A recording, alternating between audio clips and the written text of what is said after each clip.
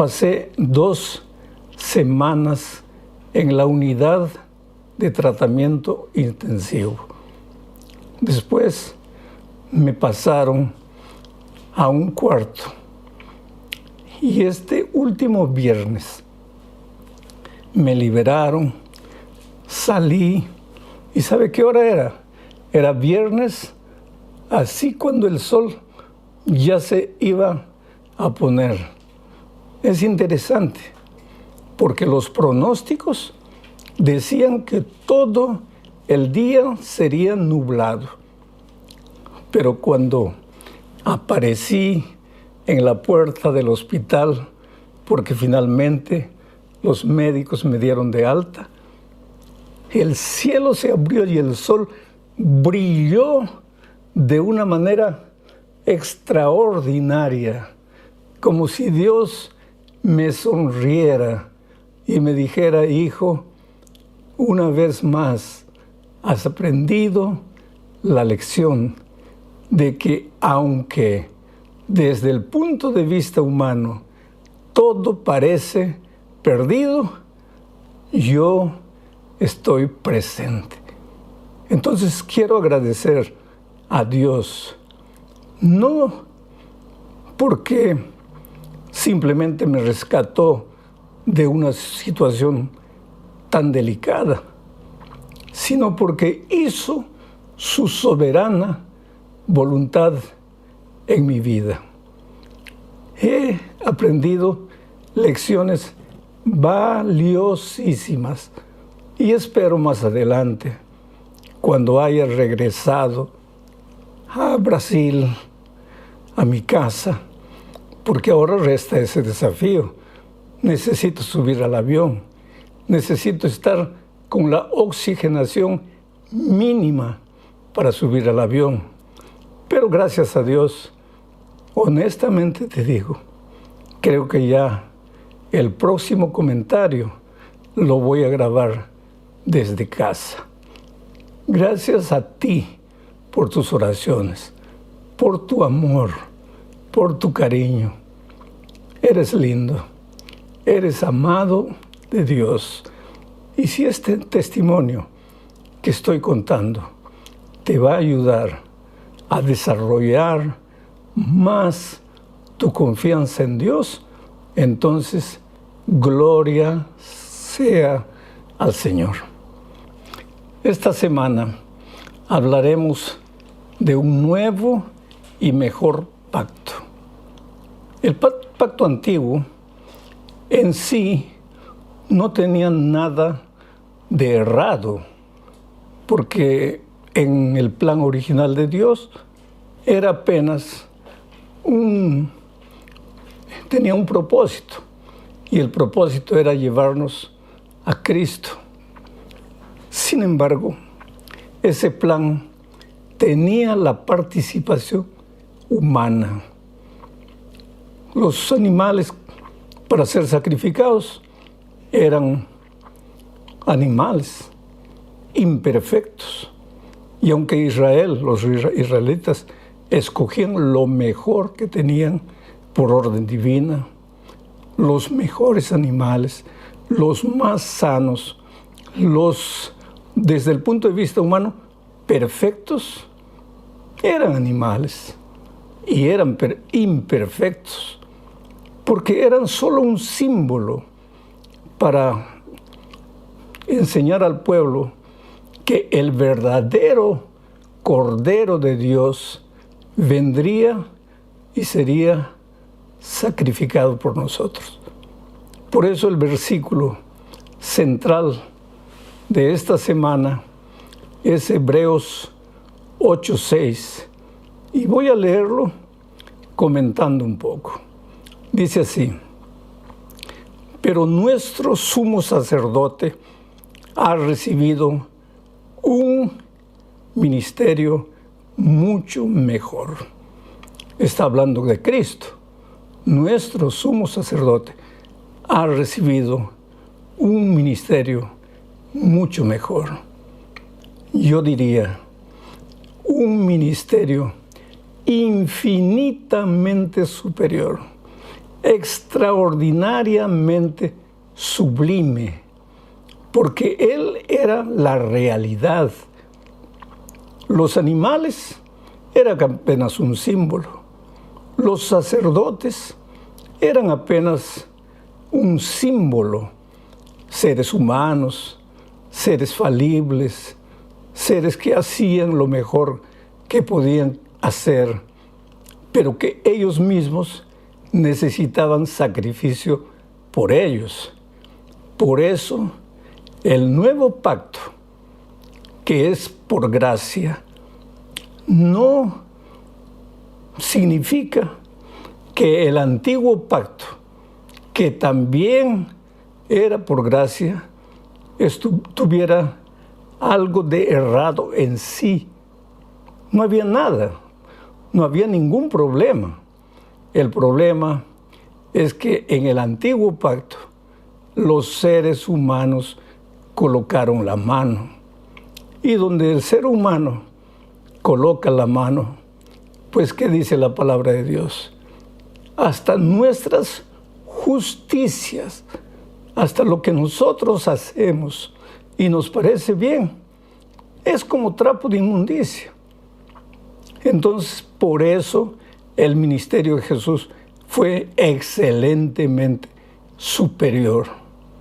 Ahora, sigo leyendo el texto. Dice, pero nuestro sumo sacerdote ha recibido un ministerio mucho mejor, pues es mediador de un pacto mejor, establecido sobre mejores promesas. ¿De qué promesas habla? Pues de la realidad, porque el primer pacto, donde había participación humana y de los animales, era apenas la sombra, era apenas el símbolo, apuntaba a la realidad que Cristo significaría, al Cordero de Dios que vendría y moriría por nuestros pecados. Sigo leyendo el texto. Si el primer pacto hubiera sido perfecto, dice Pablo, no habría sido necesario un segundo pacto. Yo saco una lección de aquí. Nada de lo que el ser humano hace es perfecto.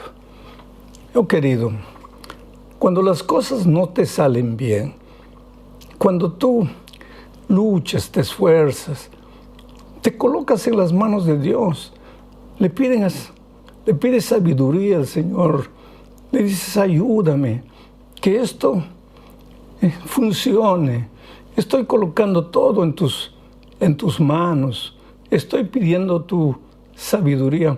Asimismo, querido, tú eres ser humano y nada de lo que el ser humano hace es perfecto. Por eso necesitamos que, como Pablo dice, Cristo viva en nosotros, que Él nos lleve paso a paso. Si tienes que tomar en este momento una decisión importantísima en tu vida, arrodíllate, clama a Dios, suplica a Dios. Si tienes que decidir sobre algún asunto, no lo hagas sin pasar momentos arrodillado delante de Dios, porque Él es perfecto. Sus decisiones son perfectas, pero nosotros, por más buena voluntad que tengamos, somos seres falibles, humanos y pecadores. En la primera parte de esta lección, hablemos de la necesidad de un nuevo pacto. ¿Por qué se necesitaba un nuevo pacto? Tenemos que leer lo que dice Hebreos capítulo 7, versículos 11 al 14. Lo voy a ir leyendo y al mismo tiempo comentando. El texto dice lo siguiente: si la perfección se alcanzara mediante el sacerdocio levítico, ya que bajo este el pueblo recibió la ley, ¿qué necesidad habría de que aún se levantara otro sacerdote según el orden de Melquisedec y no según el orden de Aarón? Aquí ya empezamos a ver la necesidad de un nuevo pacto. ¿Por qué? Porque el primer pacto era de cierta manera administrado por los seres humanos. Y ya dije, todo lo que el ser humano toca, por más buena intención que tiene, lo mancha. ¿Por qué? Por su humanidad, por su naturaleza pecaminosa. Entonces, era necesario un nuevo pacto. Era necesario que los israelitas no se quedaran solamente entretenidos en el símbolo, en la sombra, sino que entendieran que el propósito de la sombra era llevarlos a Jesucristo, llevarlos a entender lo que significaba la venida del Cordero de Dios que quita el pecado del mundo. Sigo leyendo.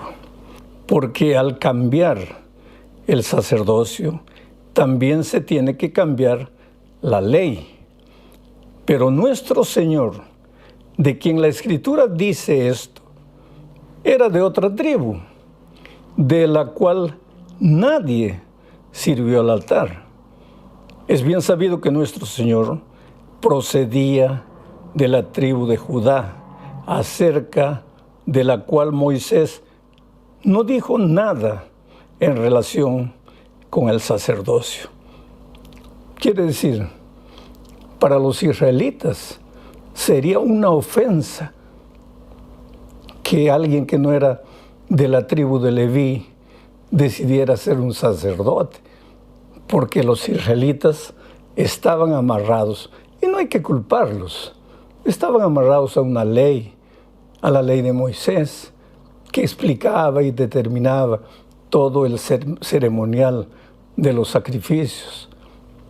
Pero Jesús es superior a todo lo que los seres humanos puedan pensar. Jesús era de la tribu de Judá, no tenía nada que ver con la tribu de Leví. Y aquí nuevamente hay una idea. Tus conceptos humanos, tus propósitos humanos, tu visión del mundo, de la vida, del cristianismo, tu visión humana es humana, querido. No te amarres tanto a lo que está escrito en el cuerpo de tradiciones, de costumbres. Tú trata de hacer de Jesucristo el centro de tu vida y de tu experiencia. Sabes que a mí personalmente me entristece mucho que el pueblo judío, por más sincero, por más bien intencionado que fuera, se equivocó. Porque el centro del primer pacto, del pacto antiguo, no era el ceremonial, no eran los detalles, punto y coma, no esto no así, no lo otro no así, no era eso. El punto principal era llevarlos a entender quién era Jesucristo, pero infelizmente ellos fallaron. Por eso Gálatas 3, 23 al 27 dice lo siguiente: pero antes de que viniera la fe, estábamos confinados bajo la ley, encerrados para aquella fe que iba a ser revelada. Cuando se habla de la fe, aquí se está hablando de Jesús, el Cordero de Dios. Entonces, el propósito de la ley, del ceremonial, de las sombras, era llevarnos al Señor Jesucristo, a vivir la experiencia de la fe en Cristo. Sigo leyendo el texto. De manera que la ley ha sido nuestro tutor para llevarnos a Cristo, a fin de que fuéramos justificados por la fe. Pero al venir la fe, no estamos ya al cuidado de un tutor, pues todos ustedes son hijos de Dios por la fe en Cristo Jesús, porque todos ustedes, los que han sido bautizados en Cristo, están revestidos de Cristo. Tú te das cuenta, querido, que la ley, y cuando se habla aquí de la ley, se está hablando de todas las instrucciones divinas del ceremonial del primer pacto, pero también se está hablando de la ley de los 10 mandamientos. Y todo eso tenía como propósito llevarnos a Cristo, llevarnos a la experiencia de la fe. En ningún momento se dice que los 10 mandamientos ya no sirven. Lo que se dice es que el propósito de los 10 mandamientos, de tu obediencia fiel a las instrucciones divinas, no es que alcances la salvación a través de guardar esos mandamientos, sino que el propósito es llevarte a Jesucristo, hacerte sentir la necesidad de Cristo. ¿Por qué? Porque pues como ser humano tú te esfuerzas, luchas, prometes, pides perdón, te levantas, vuelves a prometer, pero ¿cuánto tiempo sirven tus promesas? ¿Una semana? ¿15 días? Ahora, esos tus fracasos son justamente los que tienen que mostrarte que Jesús es tu única solución. Oh, querido, escucha bien esto. Jesús es tu única solución. No te desesperes porque fallaste. No te desesperes porque caíste. Pero por favor, concentra tus ojos en Cristo. Deja que Él conduzca tus pasos. La ley te conduce a Cristo. Y Pablo no lo dice solo aquí, sino en Romanos, capítulo 10, versículo 4. Mira lo que dice. Porque el cumplimiento de la ley es Cristo para la justicia de todo aquel que cree. O sea, el fin de la ley es Cristo. El propósito de la ley es Cristo. El objetivo de la ley es llevarte a Cristo. ¿Y para qué? El texto dice, para la justicia de todo aquel que cree. Pero ¿cómo la justicia del que cree? Si la justicia del que cree es como trapo de inmundicia. Pues no es para lo que tú haces con tus manos, con tu buena voluntad, sino para lo que vas a hacer en Cristo Jesús, cuando Él viva en ti y cuando Él dirija tu vida y tu experiencia. Entonces, vamos ahora a la segunda parte de esta lección, hablando de un pacto nuevo y renovado. ¿Por qué era necesario un pacto nuevo y renovado. Necesitamos leer Hebreos capítulo 8, versículo 8 al 12. Dice así: este es el pacto que haré con la casa de Israel.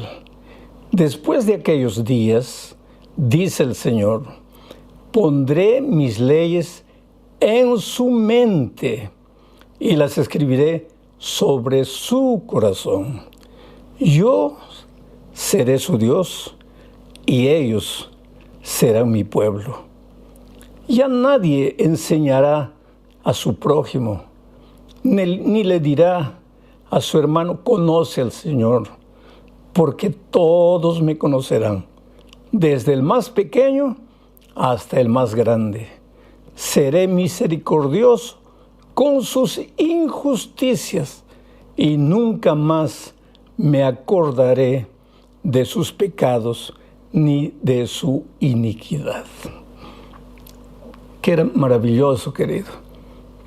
El propósito de las sombras, de los símbolos, eran llevarnos al Señor Jesucristo. No era que los israelitas se concentraran simplemente en los detalles del símbolo, sino que entendieran quién es Jesús. Y cuando ellos entendiesen eso, ahí viene el nuevo pacto, renovado. ¿Por qué? Porque el nuevo pacto no te ayuda solo a colocar la ley de Dios en un cuadro y colocarlo en tu pared. El nuevo pacto saca la ley de la pared y lo escribe en tu corazón. Porque Cristo vive en ti.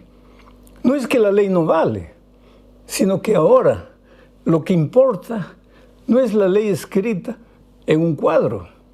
Lo que importa es la ley escrita en tu corazón.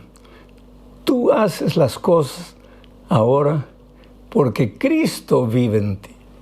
Entonces ya no hay necesidad de que nadie le esté diciendo al otro, tienes que cumplir los mandamientos, mira tu vida, tienes que seguir esto, tienes que hacer eso.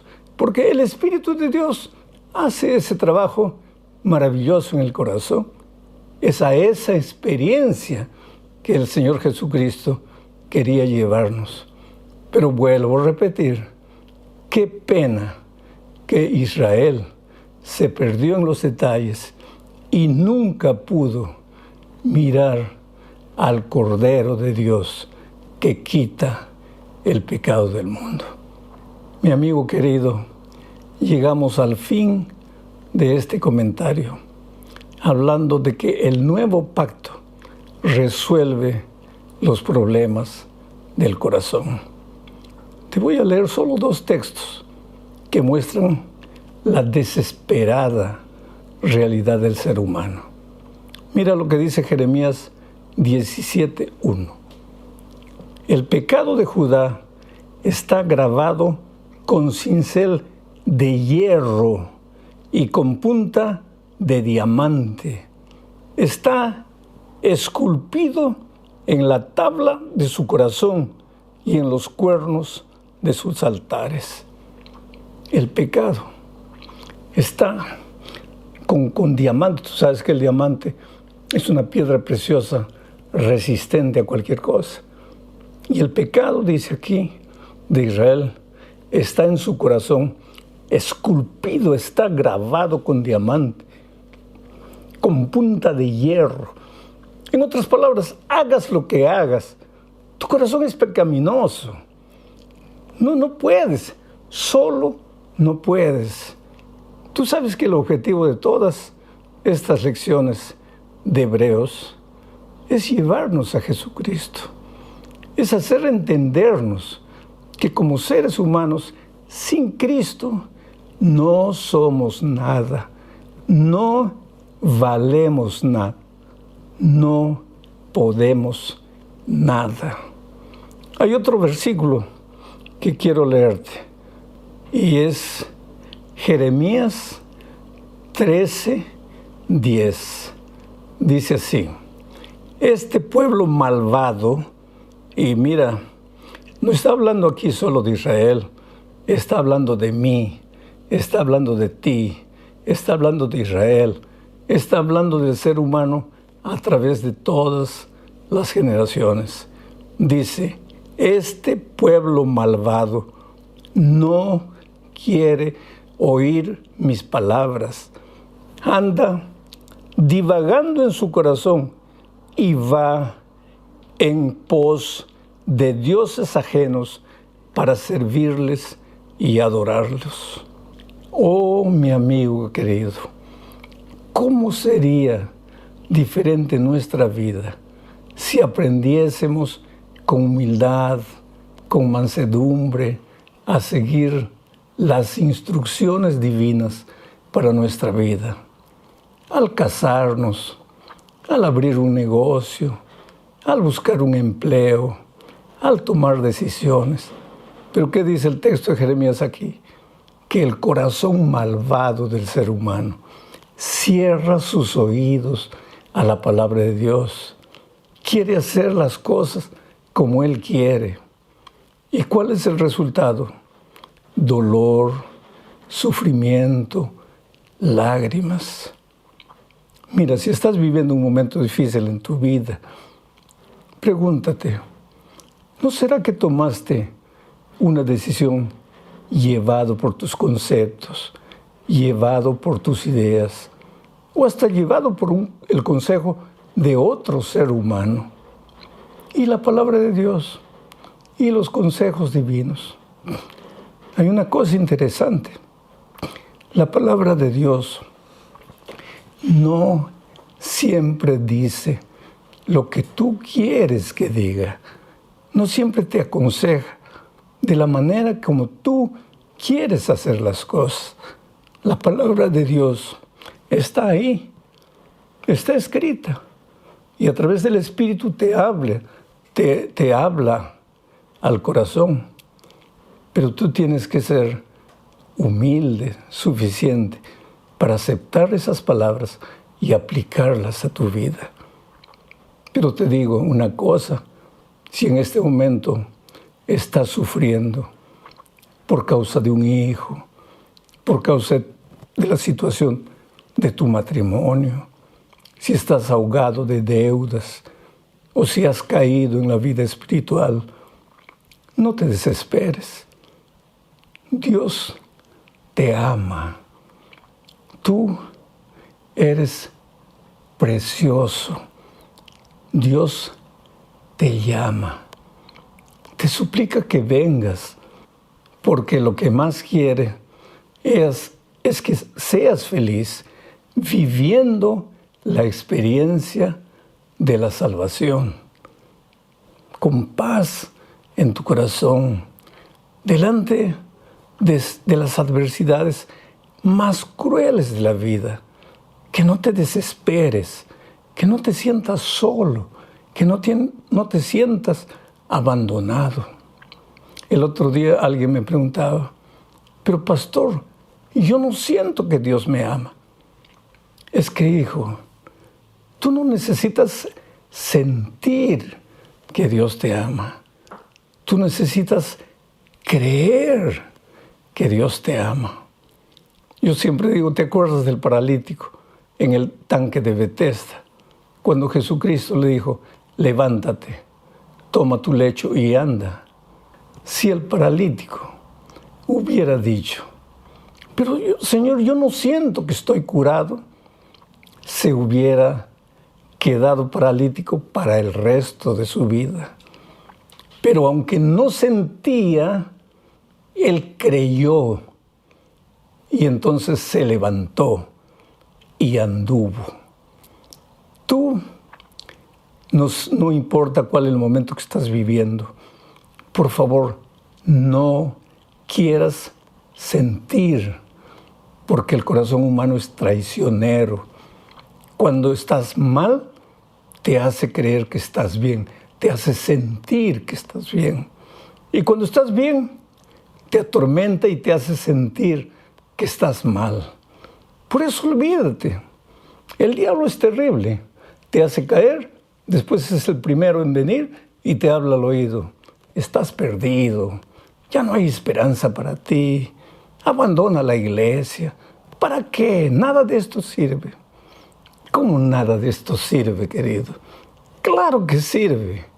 Tienes que aprender a salir de las sombras, de los símbolos, del ritual, del ceremonial y concentrar tu atención y tu vida en Cristo.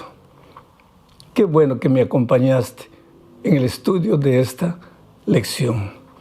Una vez más, muchas gracias por tus oraciones. No sabes cómo me hizo tan bien saber que la Iglesia Mundial estaba orando por mí. Yo leo los comentarios que tú escribes en la lección de la escuela sabática, en mi explicación, y encuentro personas que dicen: pastor, ore por mi hijo, ore por mi hija, por mi familia, por mi esposo, por mi situación. Yo no respondo uno por uno, pero ¿tú crees que esos pedidos sinceros se quedan en el vacío? No, yo los leo y me arrodillo en mi vida personal. Y aunque no te conozco, aunque no sé quién eres, oro por ti, clamo por ti, suplico por ti.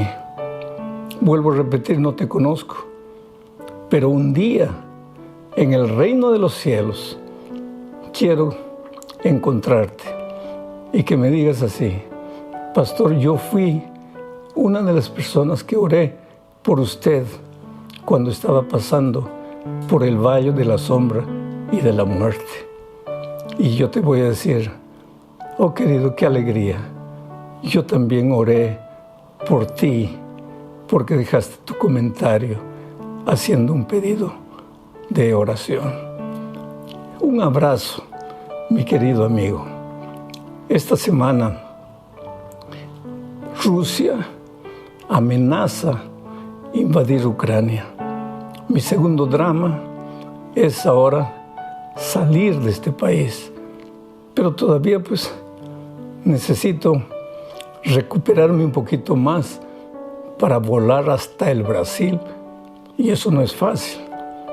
Ahora andan diciendo los comentaristas que Ucrania va a ser invadida tal vez hasta el martes. Yo estoy orando por este pueblo, por esta gente. Estoy orando por la paz de Dios en este mundo. Claro que yo sé que este mundo se encamina al fin. Finalmente este mundo será destruido. Pero Dios está en el control. Este pueblo también va a salir victorioso